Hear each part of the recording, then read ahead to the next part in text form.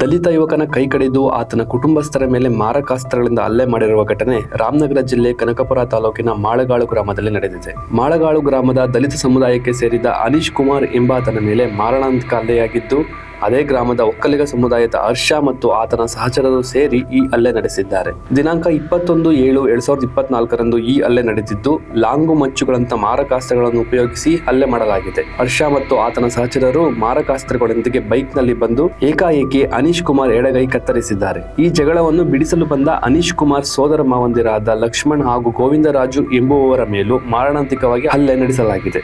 ಅನೀಶ್ ಕುಟುಂಬದ ಮಹಿಳೆಯರಿಗೆ ಕಾಲಿನಿಂದ ಒದ್ದು ಜಾತಿ ನಿಂದನೆಯನ್ನು ಮಾಡಲಾಗಿದೆ ಎಂದು ಕುಟುಂಬಸ್ಥರು ದೂರಿನಲ್ಲಿ ತಿಳಿಸಿದ್ದಾರೆ. ಹಲ್ಲೆ ನಡೆಸಿದ ನಂತರ ಹಲ್ಲೆಕೋರರ ಗುಂಪು ಅಲ್ಲಿಂದ ಪಲಾಯನ ಮಾಡಿದೆ. ಅನೀಶ್, ಲಕ್ಷ್ಮಣ್ ಹಾಗೂ ಗೋವಿಂದರಾಜುರವರನ್ನು ಆಸ್ಪತ್ರೆಗೆ ಸೇರಿಸಲಾಗಿದ್ದು ಚಿಕಿತ್ಸೆ ಮುಂದುವರೆದಿದೆ. ಈ ಘಟನೆಗೆ ಸಂಬಂಧಿಸಿದಂತೆ ಕನಕಪುರ ಪೊಲೀಸ್ ಠಾಣೆಯಲ್ಲಿ ಪ್ರಕರಣ ದಾಖಲಾಗಿದ್ದು, ಜಾತಿ ವೈಷಮ್ಯದಿಂದಲೇ ಈ ಕೃತ್ಯ ಎಸಗಿದ್ದಾರೆ ಎಂದು ದೂರಿನಲ್ಲಿ ದಾಖಲಿಸಲಾಗಿದೆ.